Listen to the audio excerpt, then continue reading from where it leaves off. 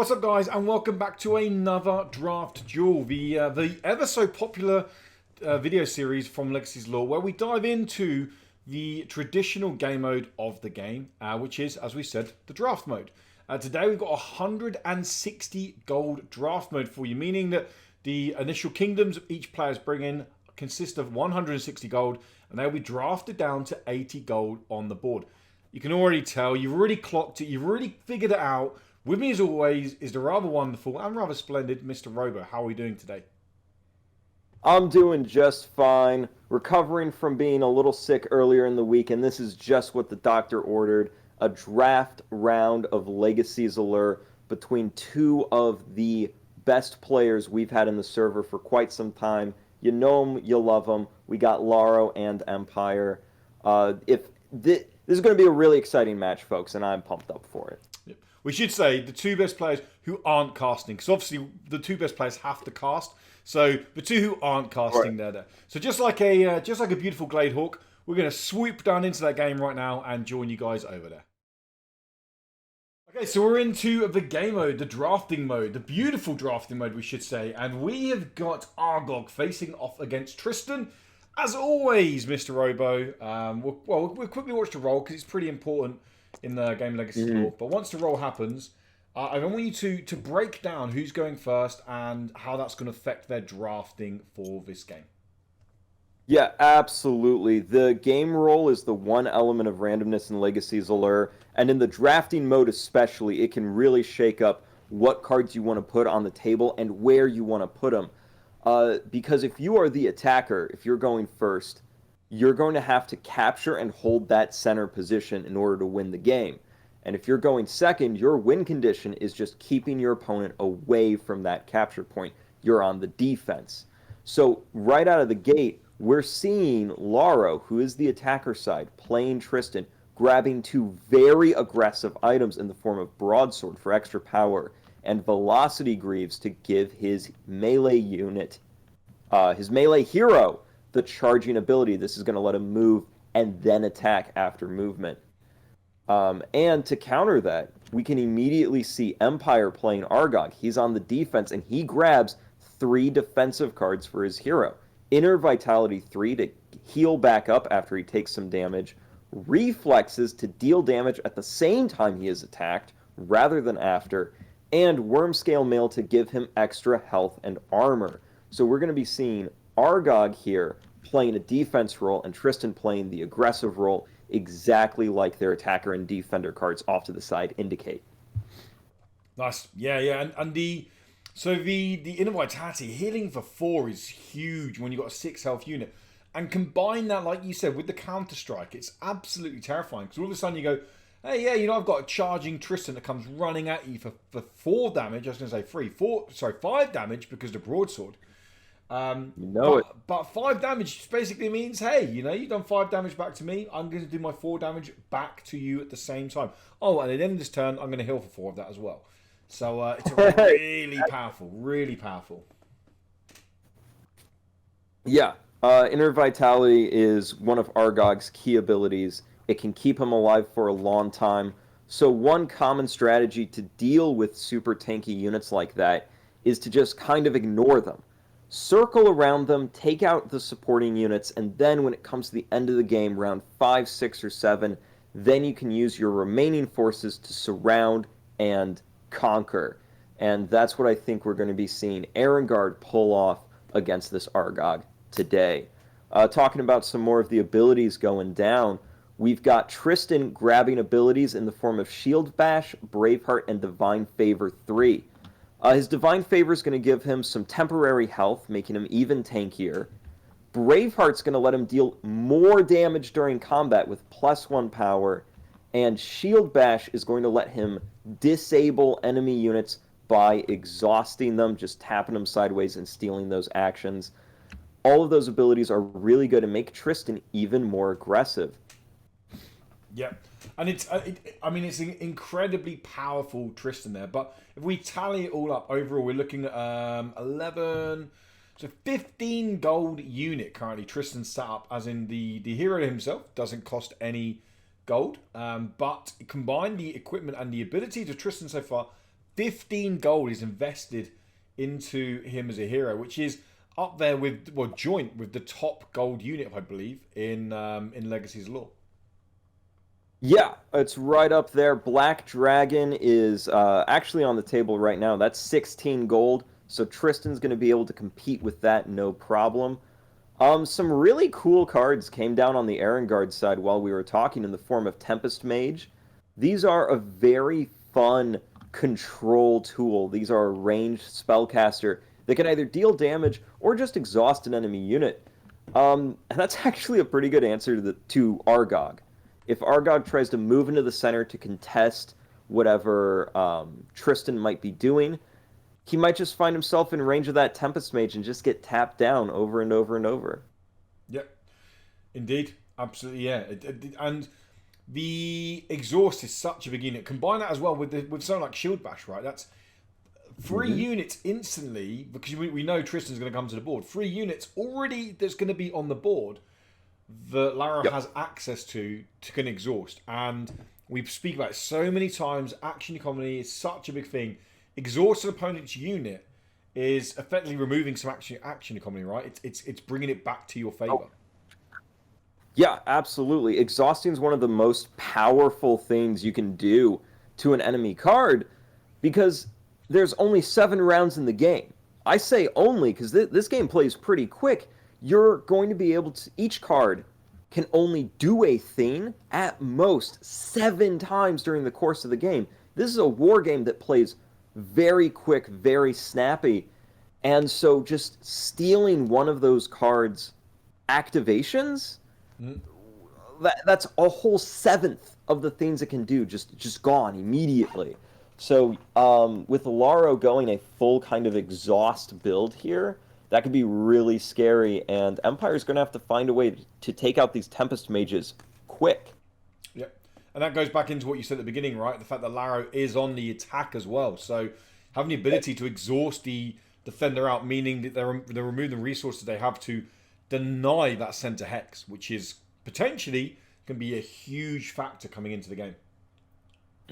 And speaking of center hex denial, we've got Hellbear right in the middle here. This is one of my favorite cards with a super cool ability. It's called Roar.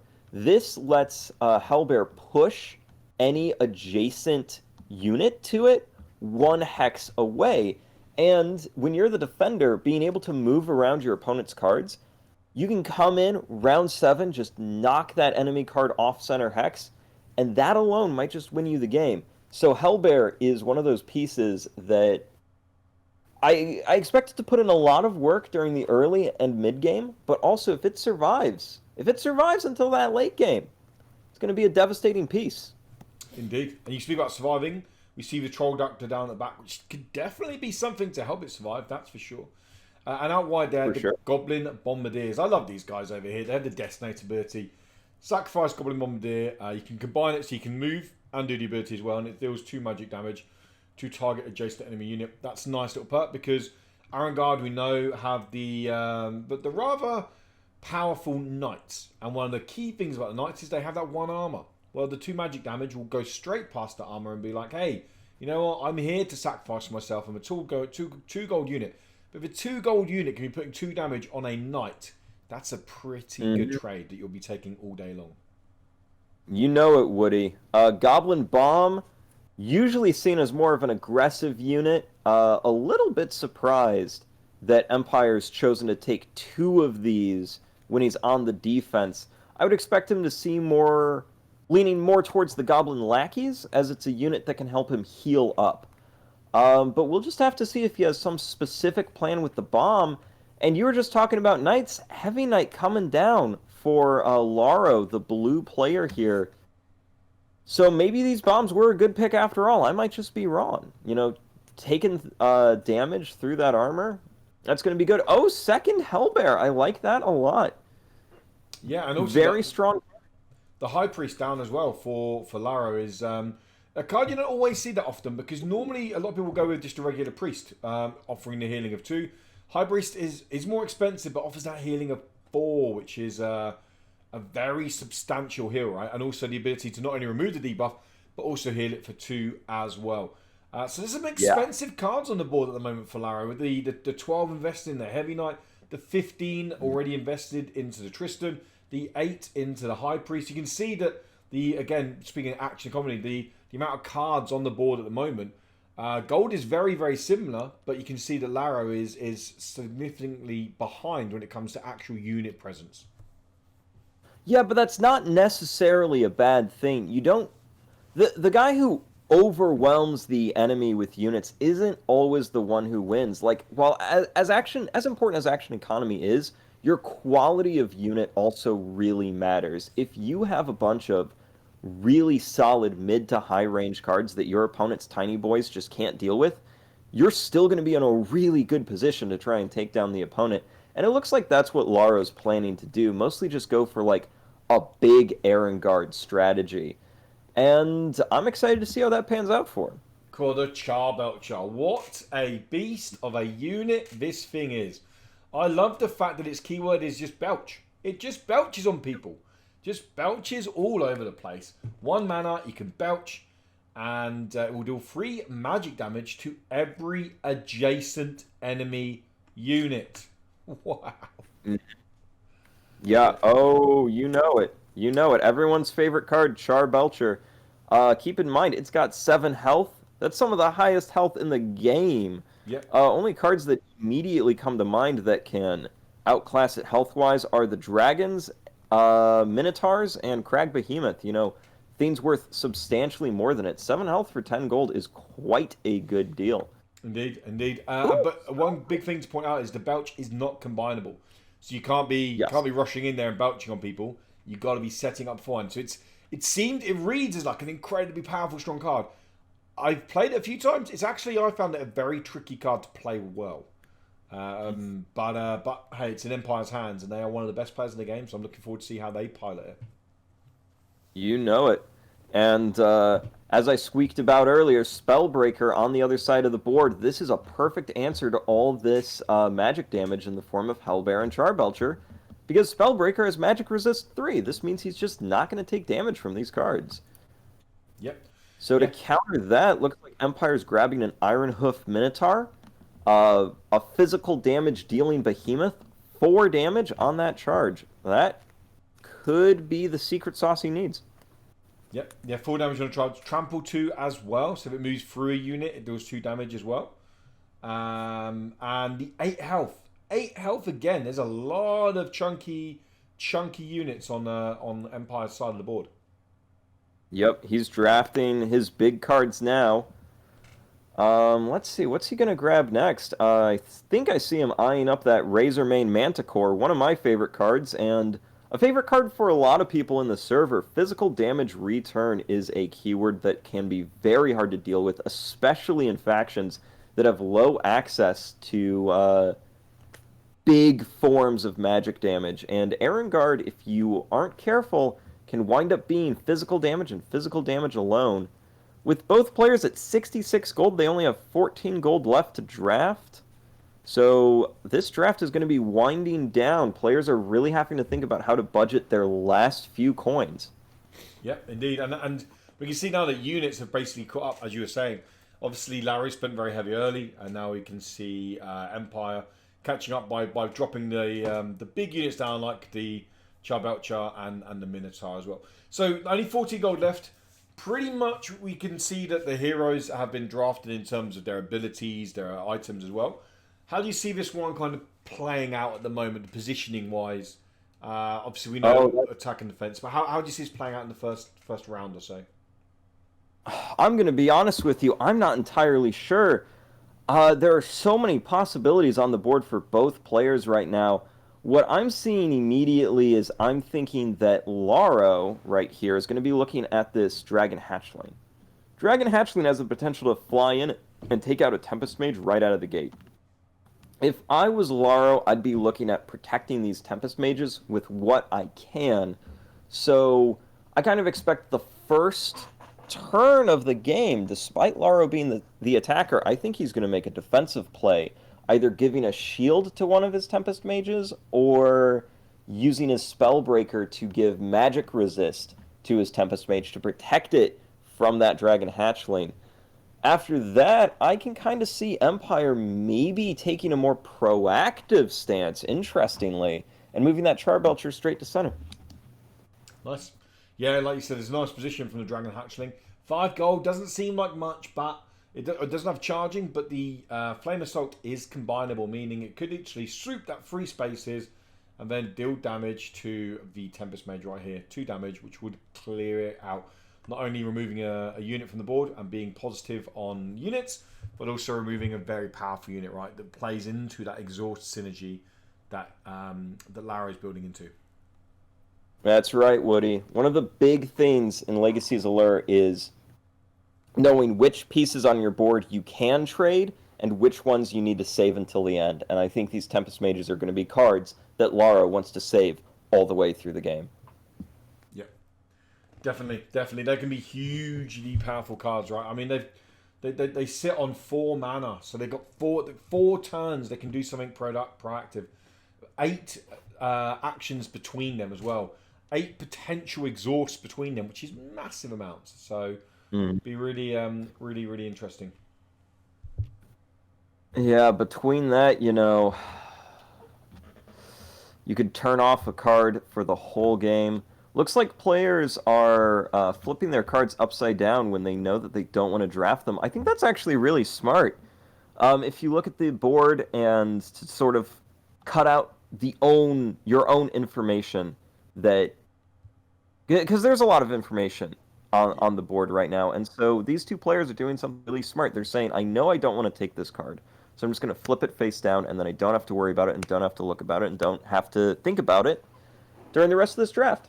Yep. Oh, players still taking more items, taking their 1 gold items. Demon Tooth Dagger. Woo!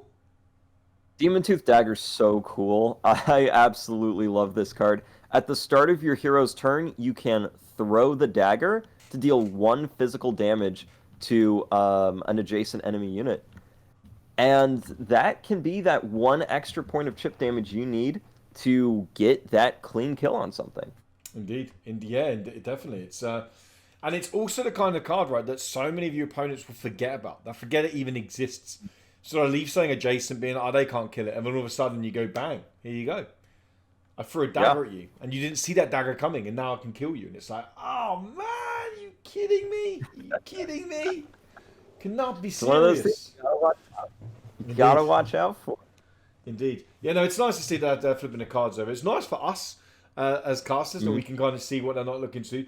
Obviously, in a competitive game, these guys are they're incredibly competitive players, and they've played against each other a lot. In a more competitive environment, if you didn't know your opponent, the chances are you wouldn't, because you wouldn't want to give them information that, hey, I'm not going to draft this, so you don't need to worry about that. But it's nice to see that these guys are, even in the heat of battle, there's still respect and pride and card flipping to share between them. Oh, of course. These guys, they're old friends, known each other since before the days of Legacy's Allure. And they are 2 gentlemen that I am proud to say I have come to know outside of the game a little bit as well. 2 very good guys here, and I'm glad that they are part of our community. Yep. Oh, wait, I'm confused. You said there were days before Legacy's Law? I mean, I just remember dark, gloomy days until Legacy's Law brightened everything up. Oh, of course. Well, I never said they were good days before Legacy's Allure. It's very true. Well, that's the thing. There, Woody. Very true. Now we are very much in the crunch phases of this draft, but these are, I mean, anyone who's looking to improve or really kind of watch good players in the game, these are probably the 2 best players to watch right now. There'll be a couple of people shouting at the screen saying Woody's an idiot because I didn't include them into it, and there are lots of good players, but these 2 always come to mind if you're writing down the roster of the best players in the game at the moment. So these decisions here, where they're deciding just this last 5-6 gold, are huge because there's so many calculations going on in their head. We've also seen goodwill hunting. That's literally what they're doing right now. Is they are doing some goodwill hunting kind of formula solving for these final 5 or 6 gold, and I applaud them for it because I learned so much when I watched these guys play. You know, I couldn't agree more. And I'm just looking here and I'm thinking at this, and I'm like, 6 gold left. I'm Empire. I'm playing red. I'm on the Argog side. What do I want to grab? right? Yep. What do I want to grab? I'm eyeing that Warg Archer.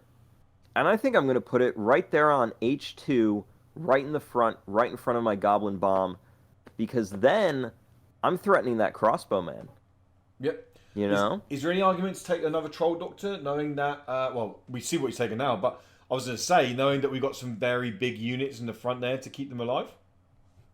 Yeah, I could see an argument for taking the second Troll Doctor here, but I do think it would just be overkill. Yep. At this point, that right side of Empire's army was looking a little bit weak to me, and that's the other thing. In general, when you're a new player just starting out, try to draft somewhat symmetrically. Have half your gold on one side and half your gold on the other side, because if you don't do that, you're going to have a bit of a lopsided army. One of your flanks is going to be relatively weak and exposed, and your opponent will take advantage of that. So if you're just starting out in Legacy's Allure and you're looking for some quick tips to improve your drafts, that's one for you. Try to draft a symmetrical army.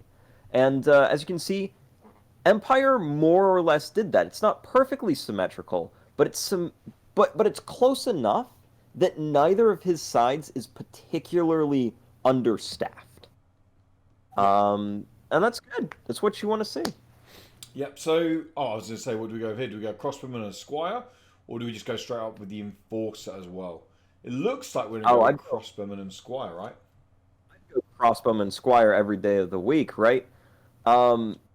Because, and again, looking at that, that's another very well-balanced army right there. You know, the Heavy Knights in the front, Tristan's going on D5. We know that. We've known that for a while. Like, a big blank spot right in the front. Hero has charge. That's where he's going. You know, no mystery there. Yep. And these players, they're kicking it off, going straight into the battle phase. Tristan moving first, Laro commanding them. And we're seeing that Shield Bearer activate, and it's going right on the Tempest Mage, just as predicted. You called keeping it protected from hatchling. You called it. There was a reason we have you here, Speedoraro, and that is it. To predict the plays, to call the big shots out, and you've done it. You've earned your paycheck right now, my friend. Oh, good. I'm glad to hear it, because I wanted to go to McDonald's today. Now, over here on Empire's side, I do still think, Charbelcher to center. I think that's a really solid play.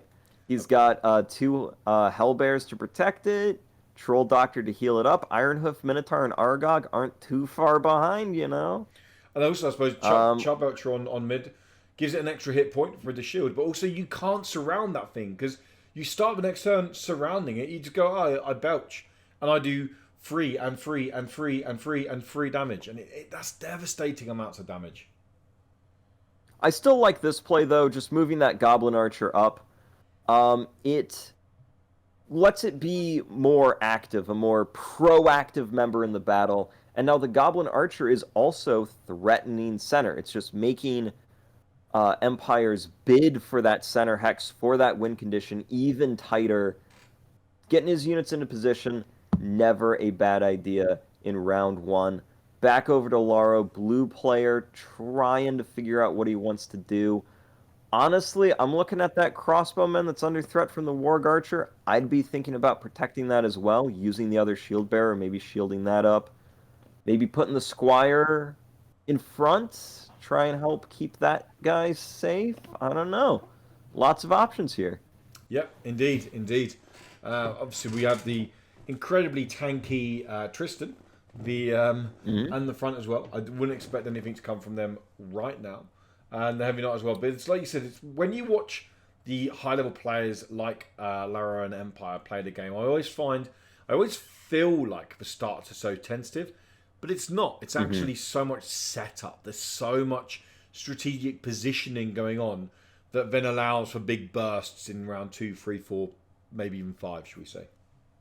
Oh, for sure. It's exactly like it's like watching a minis game on fast forward in many aspects. There's always that phase where the players in their first few moves try to maneuver their troops by a few inches just to get them in range while not being able to get counterattacked. And that's exactly what we see here from these two players as they maneuver their cards a little bit, one hex at a time, just try and get that better positioning, one up each other on that. Halberdier moving forward, it's got steadfast, which means it cannot be charged and cannot be trampled. It's the perfect thing to keep that Ironhoof Minotaur in check. And having that Halberdier right on that space, that is the space that Laro knew Empire wanted to put his Ironhoof Minotaur. And now it is captured, and there's nothing Empire can do about it. He just has to deal with it and find a new use for that Ironhoof Minotaur. Yep, and I mean, the Goblin Bombardier, it could go through because it wouldn't be counted as charging if it went next to it, killed itself, and done 2 damage. However, is that the best play to do right now on a Halberdier? It leaves 2 hit points. I don't think that's the best play at all. Bring up another Goblin Archer, bringing them into play. So that's 2 Goblin Archers threatening sense now, but also offering protection for the flanks as well. So it's some nice positioning there from Empire. It is. That Goblin Archer, though, could be taken by the Crossbowman. If I was Laro, I'd seriously consider doing that trade. That Crossbowman is under threat by, a Dragon Hatchling and a Warg Archer. It's not lawn for this world. I would say, get your use out of it while you can in many aspects. I'd think about just moving it up and taking that Goblin Archer out. Yeah, of course, Crossbowman doing 1 damage, but 1 additional damage if it's attacking a unit that is exhausted. And of course, Goblin Archer is exhausted. We see Shieldbearer coming over and giving a bit of protection to the High Priest. The Priests are very powerful cards, but you can see incredibly squishy cards in Arangard. Only 1 hit point. So giving it that additional hit point just means that, hey, no weird, crazy Goblin Archer action is going to happen, and you're going to somehow shoot the arrow over and do that 1 chip damage. It's not going to happen. It needs 2 hit points now. Yes, sir. That's part of the reason why you see Shieldbearer get taken so much in Arangard, as Priest and High Priest are essentially staples. They're your primary source of healing, and they need a little bit of extra help to stay alive, especially against things like Sylvan, where they have such high maneuverability and low damage. It doesn't matter how low your damage is, you're always going to be dealing at least 1. Well, that takes out a Priest, so Shieldbearer helps protect it a lot, and that's part of the reason you see so many of these Shieldbearer cards in Arangard armies. Again, just a positioning play from Empire. I'll tell you what, I'm always intimidated every time I see this kind of thing. Oh, I love that's that. I cool. love that. Yeah, Shieldbearer. It's like a game of what you guys call football, what we call American football. The QB throws it over the top there, and hey, catch my shield. I've got your shield. And then we're going to see another play going up there, calling the audible. I think that's something that you guys have over there as well. That is. I love it so much. I love it. Reminds me of my days on the track and field team, running relays, passing that baton back and forth. That's it, yeah. I've never seen that before, and I never even thought that would be a worthy play, but obviously increasing the range by just going Shieldbearer to Shieldbearer. Yeah, it's clever. It's very clever. I love that a lot. Argog moving in, just gonna try and take out that Halberdier next round. Not a bad play at all. So the Argog going there though, it is under threat from Crossbowman. Crossbowman won't kill it, right? But it will attack it, and obviously Crossbowman wouldn't take the retaliation from the counter strike because it would be a ranged attack. So, any reason why the Argog would move there, knowing that there is a threat from the Crossbowman? Well, if I'm being honest, I think it's entirely because of the Wormscale Mail. With the extra hit point and armor, Argog would just lose 1 damage, just take 1 damage if the Crossbowman attacked him, and that 1 damage was essentially the bonus hit point from Wormscale Mail. So Wormscale Mail alone counters out the Crossbowman. But here's a big play that even I missed. Tactician to give Tristan +1 movement. Now, we talked about how absolutely terrifying Tristan is, and Tristan, let's do some quick maths here, my friends. So if Tristan has 3 movement, he can attack Argog by charging him with the Velocity Greaves. Mm-hmm. He's got +2 power from the Broadsword. And since Argog has 1 extra health, that means that Argog's max health is 6. So Braveheart triggers, that's an additional +1 power. Tristan's total power when attacking Argog will be 6. Yeah. And that, with Crossbowman's 1 damage, would be enough to take him out. So this just got very scary for Mpire. He's going to have to be incredibly careful with how he handles this. Indeed, indeed. Oh my goodness. And we've got 11 gold invested into Argog. It's not 11 gold he's going to want to see go early on. And the magic resist as well. It's going to keep Tristan safe the second he chooses to charge in. This, oh my goodness. I have genuinely never seen a hero stacked up with this many items before. Probably ever. An aggressive hero. I've never seen this loaded out before. And I have never been this intimidated by a hero card in my entire life. Yeah, no, I completely agree. But then it's that leans into the... I know we sit here and talk about, hey, Legacy's Law is a great game, but leans into the customization that you have in Legacy's Law. If you want to take a hero that's got 5 gold invested into it, but put that 10 gold into other units, you're more than welcome to do so. You're encouraged if it suits your playstyle. But what Laro's done here is he's gone, no, I'm going to heavily invest into Tristan so I can do these big plays. Like at the beginning, we were talking about how massive Argog is. Tristan's got almost at the stage where he can pretty much one-hit an Argog that we were terrified about at the beginning. And it's a great way of showcasing how the game works, of really choosing that playstyle, investing heavy into the hero, making it very much a hero-focused army. And then we're probably going to get demonstrated that in the next couple of turns with potentially an absolute beastie play where Tristan is going to be taking Argog out for dinner and not calling him again in the morning. Oh no, the worst, Indeed. The worst kind of destruction possible. Indeed, a lobster dinner as well. That's when you're really rubbing salt in the wounds. Oh no, it's gonna take him to some place like Outback Steakhouse, not a nice restaurant. A couple of big plays here now, so we can see some gold going down here. Both players are down 3 gold each on their kingdoms or on their armies. So an even trade there in the end, with Laro losing the crossbowman, Mpire losing the goblin archer. Yep, that's what it's looking like. I kind of expected that. You know, I was talking about that earlier of like, I'd probably just take the trade, and the trade did happen. Squire moving in to help protect the Tempest Mage. If Dragon Hatchling chooses to move in and breathe fire on that Squire, it will be taken by the Heavy Knight. Don't think that would be the best trade for Mpire at the current moment, but you never know. He might decide to go for it. It would lure the Heavy Knight away from guarding the Tempest Mage and the Spellbreaker, and it would possibly put that card within range of the Bears and the Charbelcher for next round. Could be worthy as bait. That's another thing that I think about all the time when I play Legacy's Allure. I think about what pieces I can sacrifice to lure my opponent towards me. As Sun Tzu once said, hold advantages out to your opponent to have him take them in the ways that you want to. Yep. Yeah, because it's easy looking on the face value of, well, Dragon Hatchling for a Squire, that's losing 5 gold compared to 2 gold. But as you said, that 3 gold difference, if that's pulling a unit like Heavy Knight out of a strategic plan into a position where Laro doesn't want it to be, that could easily outweigh the face value of the 3 gold, because there's so many more parts at play when it comes to deciding whether a move is the right move or not the right move. Absolutely, Woody. Couldn't have said it better. You called it again, Charbelcher into middle, a little bit later than you expected, but hey, it doesn't matter. He missed the first bust. He grabbed the second bust, and now he's in there, getting off the bus with his 1 shield, having a wonderful time, waiting for his friends to join him at the party.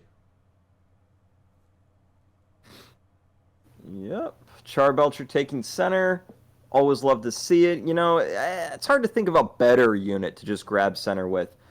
7 health, like I said, ton of health, great to grab center with, but it is only 10 gold. If you lose 10 gold, that's not going to make or break your game like it could be if your hero or a Crag Behemoth goes down. And that's why I love using Charbelcher, to just swoop in early, grab center, see how long he can hold it. Indeed, yeah. And also the 3 damage back if they do choose to attack it, it's a lot of damage back anyway. It's not one to kind of ignore. But also, again, you can't flood around that unit because the belch is absolutely terrifying if you was to swarm that unit and not deal with it. Yes, sir. Yes, sir. And both players starting to wind down the first round. Both of them happy with their general positioning going into round 2. We're seeing them skip, hold the line, and going to try to outmaneuver their enemies going into round 2. We're seeing what Empire's doing. He's seeing his opponent skipping now. He's thinking about, do I want to make any final moves, or do I just want to grab going first in that second round?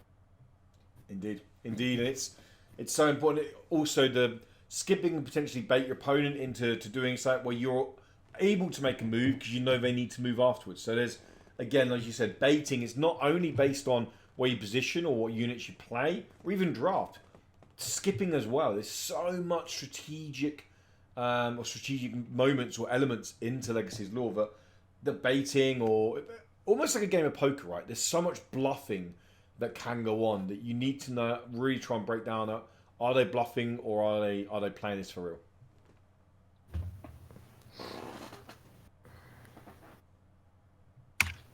We'll skip on the Dragon Hatchling. So the Squire is going to live to see another day.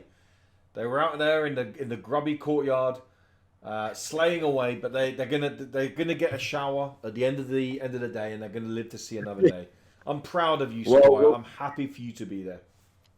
Normally, when I take a Squire on the battlefield, I sort of plan for him to get taken down. Oh, and here we go. We're making the final moves of the round. Crossbowman coming in to deal 1 damage. Troll Doctor healing it off. So now Laro's got an interesting choice. He can skip with his buffed up Tristan and his Heavy Knight and just grab going first in the next round. Or he can say, you know what? I'm thinking Tristan can still do something. I'm thinking he can make some moves. And he's choosing to make powerful moves with that Tristan and lose his ability to go first at the start of the second round. Unless Empire chooses to do something with the bear. But I don't think he's going to. Yeah, Tristan would one hit the bear, right, with the retaliation, because with so the bear coming in would just be like, nah, see you later, bear. So yeah, I like that move from Tristan, coming in there. The burn wouldn't go on either, right? So how would the burn work with the magic resist free? So I am glad you asked. I'm going to go ahead and check the back of the bear to read it. When this unit attacks or retaliates, it will deal the burn counters. So the burn counters would still go on Tristan as long as Hellbear attacks or retaliates it at all. Yep. So the Hellbear could move in, sacrifice itself to put the 2 burn on Tristan, but ultimately I just don't think it's worth it, and Empire agrees, choosing to skip with the bear and just go first at the start of the next round. I think that is a wise play. Also, the bear is imbued, right? So it would actually only do... Well, it wouldn't do any damage to Tristan, because Tristan has the magic... So it would leave 2 burn counters and effectively kill itself. So I think that's a wise choice by Empire to skip. Yeah, definitely a wise choice. You know, with the Skorg Hellion right there, that could be 4 damage right out of the gate on Tristan. That's not too bad. Yeah, no, definitely, and again, from a 4 gold unit only has 1 health anyway. That's exactly what you want. Just using that gold there, 4 gold to put 4 damage on Tristan. He doesn't have the likes of the inner vitality that we see from Argog, so he doesn't have that rebuff up there, and there's only 1 high priest, so it would be negated, but that would tap the high priest for the rest of the turn, which could be interesting. Could make for a very interesting round 2. Yeah, I like that quite a bit, honestly. That might just be the opening play. Argog also lots of options. He could just charge and take out the Tempest Mage. Hellbear could come in, deal some pretty decent damage on a Heavy Knight. Many options are afforded to Empire right now, and I'm excited to see which one he chooses to use. Indeed, yes, indeed. Empire with the choice of play now as well, and we're going to see the Dragon Hatchling maybe opening up. Hatchling opening up, flying over, taking off 2 of Tristan's shield. That's very peculiar. But clearly he sees something we don't. Maybe he just wanted to get it out of the range of the Heavy Knight. I can respect that. But, you know, now it's over on Laro, and Tristan and Tempest Mage in range to exhaust one of these cards, Argog or Ironhoof, and Tempest Mage is going to be exhausting Argog. This could be unbelievably devastating. Yeah. If Tristan then... Oh, there you go. There it is. There it is. There it is. The big damage coming in from Skorg Hellion. Tristan, if he's not careful, might just see himself dead from an Ironhoof Minotaur trampling attack. But he does have 2 healing potion. If Tristan goes right now, he can heal himself up and then exhaust that Ironhoof Minotaur, keeping him around for the next round. Yep. Yeah, definitely. Yep. So we're There he goes, healing up. Oh, and he's using the dagger. I love it. Changing his mind on the dagger. Okay. No dagger. That was a fib. No dagger. Overexcited. Got way too excited then, but Shield Bash, I assume, to come in and I got a little excited there, but yep, Shield Bash and retreat. Because Shield Bash is combinable. They can use the ability, right, to Shield Bash and then move away because the combinable keyword on it. That's right. So this is something that I do want to reiterate to any players watching, because this is a bit of confusion in the rules that can happen. Charging means that you must move and then attack, so you can't attack then move. But combinable lets you use an ability, then move, or move, then use the ability. But what combinable does not let you do is move 1 hex, use the ability, then move the rest of your movement. So as you can see here, Laro had to use his ability, then do all of the movement he wanted. He couldn't move, Shield Bash, move. If everyone's following along with me, because that's something I feel is important to cover. Yeah, no, it makes complete sense. Yeah, that's, like I said, it sums up well that you're either at the beginning or the end of your action phase with combinable. But it's a lot of people like you said, mistake it between charging. I always think, I have to do the movement and then the ability. Combinable, no, you can do the ability and then move, which is again another example of a nice play there. Although, as you said, bring in. So, is there any? Oh, okay. Ignore me. I was saying, is there any reason why everything's going into around the Charbot chart? I can see now because we have magic resist free, of course, on the Spellbreaker. That's right. That's what's going on. The magic resist, and then giving magic resist to Heavy Knight. Dane, I just like it, you know. Heavy Knight's biggest threat are those bears, and those bears they just aren't a threat anymore. They can't deal damage to them. Nope. Oh, this is just mean and nasty on the side of the Tristan player. Good old Laro coming in, doing a lot, dealing a lot, and Mpire using a bomb to take out the crossbow. Always a good trade. Just trading up on gold there. Yep. When in doubt, take trades that give you gold. Even if it's just 1 gold, usually going to be a good play for you. Indeed. So if you have a quick look at the used up pile, we can see roughly. So the health potions came from Laro's side. So Laro's side on 8 gold down at the moment. And Goblin Bombardier is currently on 479 plus the 3 there on 12. So 8 golds to 12 at the moment. It's pretty close, but there is 4 gold difference at the moment in Laro's favor. Yeah, 4 gold's usually not a huge deciding factor. That's like being 1 pawn off in chess, essentially. You know, that's all grunt for Gath, and I normally look at grunts as like the sort of default pawn piece. They're sort of my pawn stand-ins in chess, is how I always like to look at grunt and think about it value-wise. Yep. So Heavy Knight coming in, taking the Warg Archer out. The disparity's getting a little bit larger here, and that could be scary for the Gath player Mpire. Because those bears, they just can't do a whole lot right now. That Spellbreaker MVP without a doubt.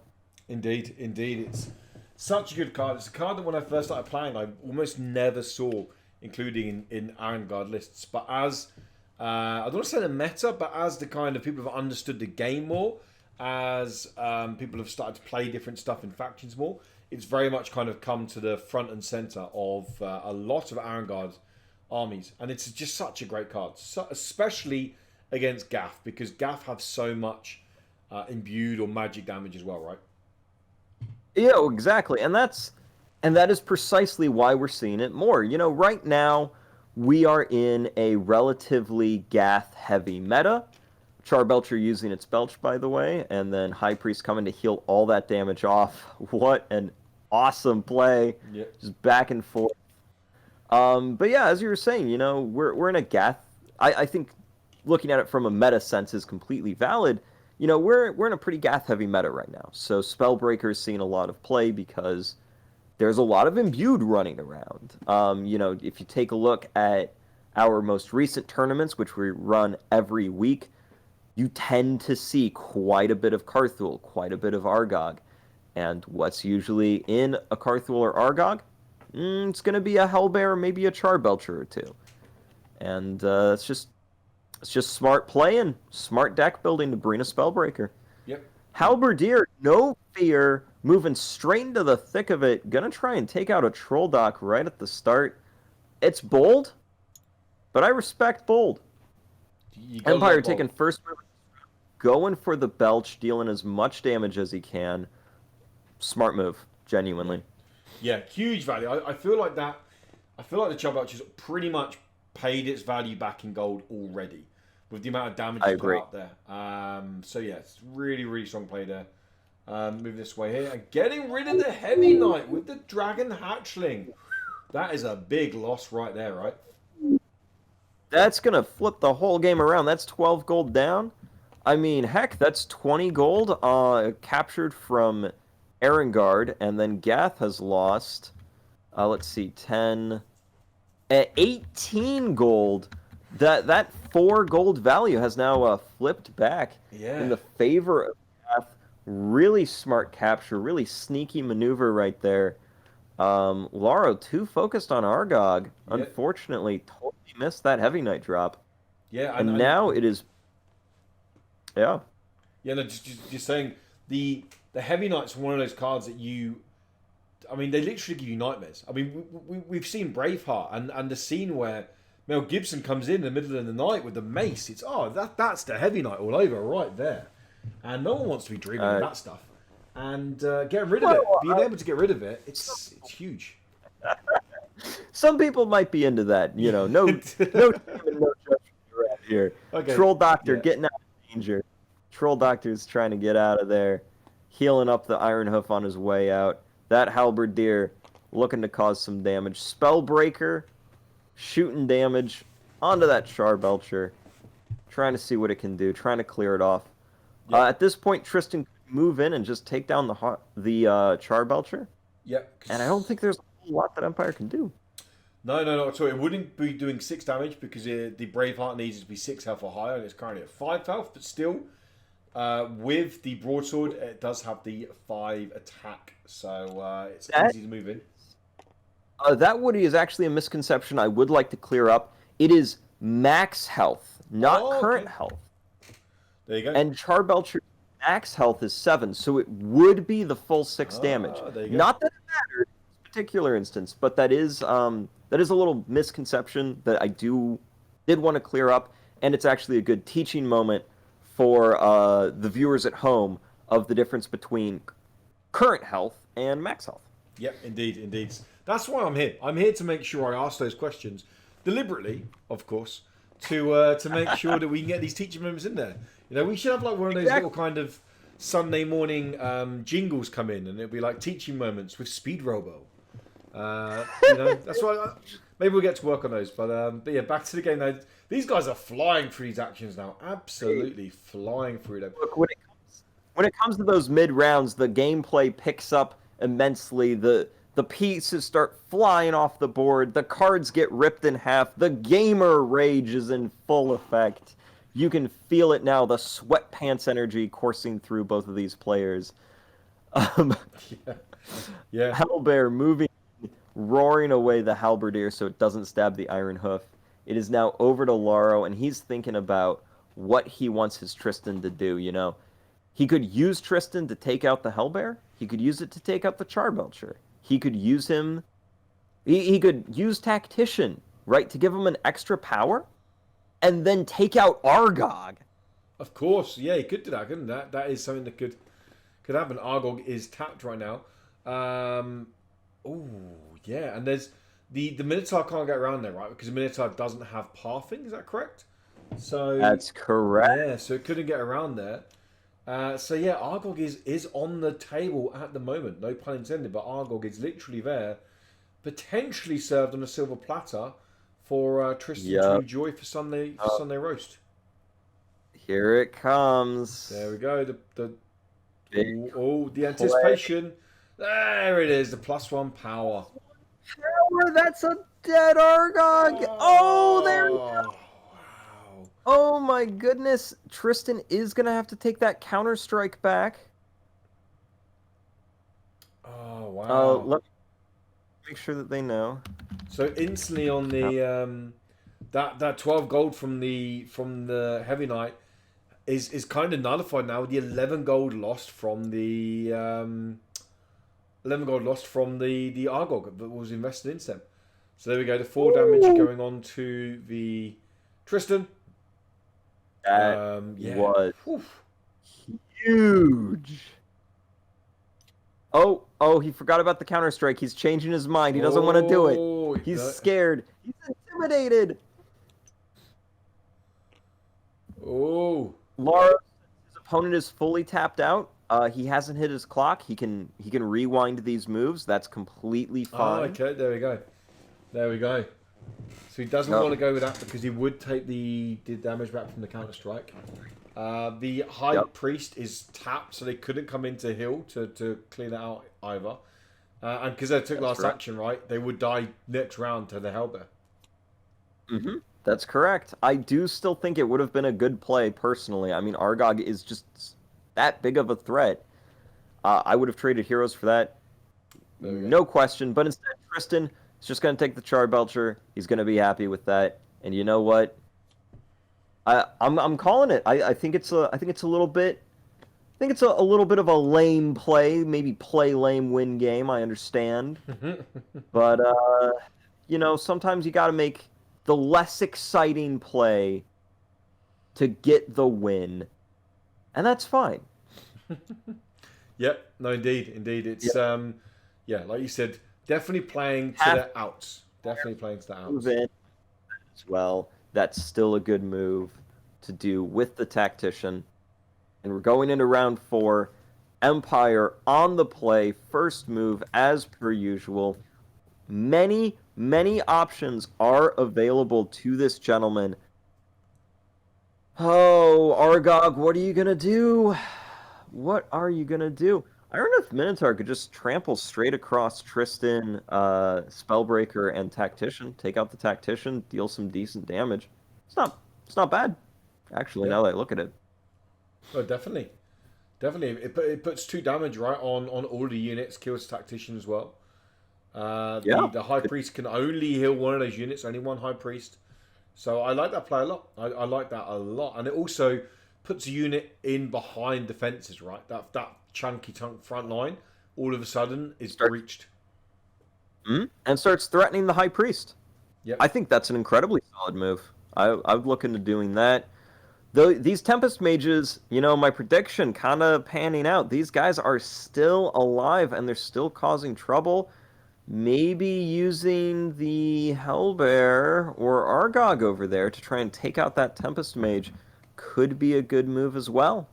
Yep. We'll have to see. Yeah, those exhausts that they're running, they've proved so strong already. We've seen a couple of times they just shut down Argog. Like Argog didn't even exist last round, because straight away they were exhausted. Yep. Both players, only 5 minutes left on the clock. This is something that you'll see when you've got two neuron titans going at each other, throwing pieces across the board. You're gonna need to use that time to think, and there's no shame in that, you know. Your time is there to spend. Use it to beat your opponent. And this is what Empire's doing right now. He's thinking about all the options. He could just use his Ironhoof Minotaur to charge straight across Tristan and take out the Spellbreaker. Spellbreaker's been proving to be a big pain in the behind with that magic damage resist. Yep. You know, when most of your damage output is magic based, Spellbreaker is a problem. Yeah, definitely, especially those two bears on the board.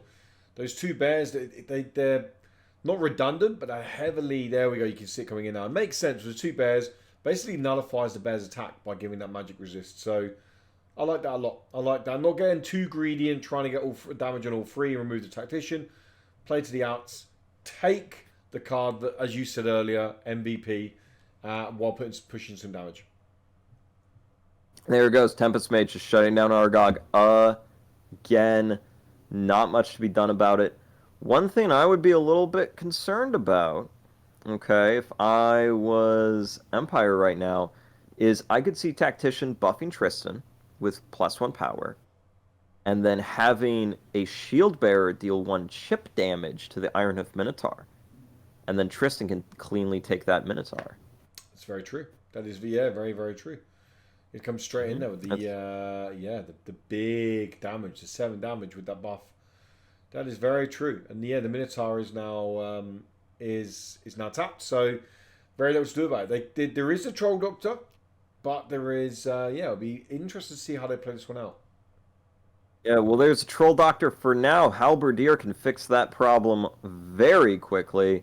Dragon Hatchling just choosing to take out a Shield Bearer. Don't know if that was the most proactive play right now. I personally probably would have taken out the Squire instead. Oh, Tristan! There we go. Tristan. The Ironhoof Minotaur. I don't know about that one. And instead, just swooping in to clean out a Hellbear. Yeah, a big play there, right there.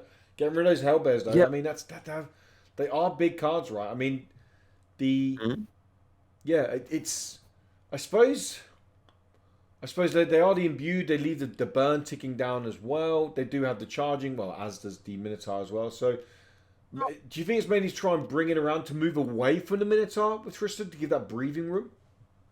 Nah, maybe. Overall, I think taking the Hellbear wasn't a bad play, but was a short-sighted play, right? Like, looking at the long game, I can see this Ironhoof Minotaur being too big of a problem to let live. Next round, it can just stomp over the Tactician, a Tempest Mage, maybe even the High Priest, all at the same time. I'm thinking the Ironhoof Minotaur was, in many ways, the bigger threat right now. That Hellbear was away from the support line, and Ironhoof Minotaur is staring down those supporters in camp. And personally, I would have been more concerned about dealing with that rather than an underdeveloped Hellbear. Yep. Squire. You said Squire gets pushed out there to kind of just sit there and expect them to die round 1. Well, do you know what? This Squire is getting they are employee of the month right now. Round 4. And not only are they here making up numbers, they are taking down units. That Squire is getting a promotion to a knight later on if he survives this war. As long as he doesn't say, after this battle, I'm going home to get married, I think he might survive. Indeed. But it's it's really closing out. Normally by this stage, you can kind of get a sense of what way the game's going to go. I really cannot get a grasp on this one bit of how this game is going to play out. It's so neatly poised for an epic last. I say 3 rounds. We're pushing 4 minutes and 3 minutes on the clock. It's getting crunch time on that clock as well. Yeah, these players are going to have to pick up the speed if they don't want to time out. Laro, thinking about his last few possible plays, maybe using Tactician on a Shield Bearer to deal a couple extra points of damage.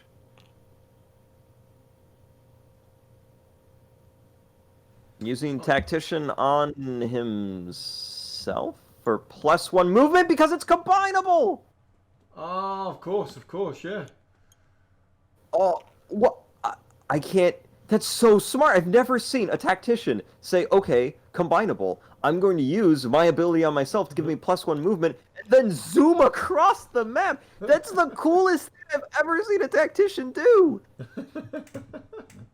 Yeah, I didn't even know you could do that. I had no idea that was even possible or in the realms of possibility for this game. Yeah, wow. Round 5, 2 rounds left. 2 rounds left. This is it. We're going into round 5. The healing that High Priest has put out has been absolutely massive. Just sat in the corner over there, not doing much, but when it's called upon, it is keeping Tristan constantly at that 6 health, which is really strong because we know how powerful he is in terms of his damage output. But always being at 6 health makes him absolutely terrifying to deal with. I agree. Mpire really having to think about what he wants to do right now. And he's choosing to take out the Tactician with Hellbear. That Tactician causing problems for him all game. I do think that's a wise move. But Tempest Mage is going to be shutting... No, instead dealing 2 damage. I mean, that means now he has to deal with the Halberdier, right? Or yes, he could move in the Troll Doctor and heals up 2. The Halberdier taking the Dragon hatchling out. Dragon hatchling out there now. And we can see now there's almost a line down the middle, right? It's almost like 2 football teams facing off against each other, the blue side and the red side. How it's swung out. Yeah, this is very, like I said, tightly poised at the moment. Tristan's still up there. Tristan can one hit the Hellbender, right? Mm-hmm. Tristan can one-shot it, but he's just out of range. What was giving him that was Tactician. Of course. Oh my goodness. Ironhoof Minotaur moving across the field to try and score a touchdown. Yeah. Let's keep football now. Keep going with the football references. Skipping all of those to gain opening play from Laro. Yep. He still has 2 uses of Shield Bash left. That's another thing you have to keep in mind is Tristan can just move in and start stealing these actions. Argog having to take another nap. These Tempest Mages, a constant source of annoyance. Yep. Yeah, Argog is, I mean, if this was a football game, there'll be all sorts of chants about Argog now. Where's your Argog at? Hey, where's Argog? Has he had a day off? Because he's just not been able to come to the game. He's just always been, like you said, sent for a nap, sent to the benches, sent to the bleachers. He's just always out of it. But it's a 7-round game. There's no mana left on that Tempest Mage.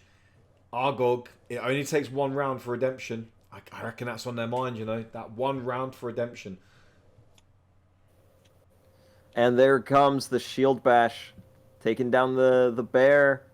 Yep. Ironhoof Minotaur, the only piece that Mpire has to work with. He could take out the Tempest Mage and the High Priest with it, but then his Ironhoof Minotaur is going to be too far away from the game to do anything in round 7, and he's got to keep that in mind. But as we go into this final round of round 7, both titanically powerful heroes are still on this map, still able to do what they need to do to get the win for their team. Yep. Indeed. This is, we see that the High Priest being taken. So being taken by the Iron Minotaur. Any reason why they wouldn't charge over the Tempest Mage into them on that one there? Honestly, there was no reason. The High Priest had 1 shield and 1 hit point. That's a total of 2. And that means that the trample would have been more than sufficient to take it out. I do think that was just a misplay on Empire's part. I'll let you tell him that, not me. I'm joking. Space that he made a mistake? No, I don't have a death wish.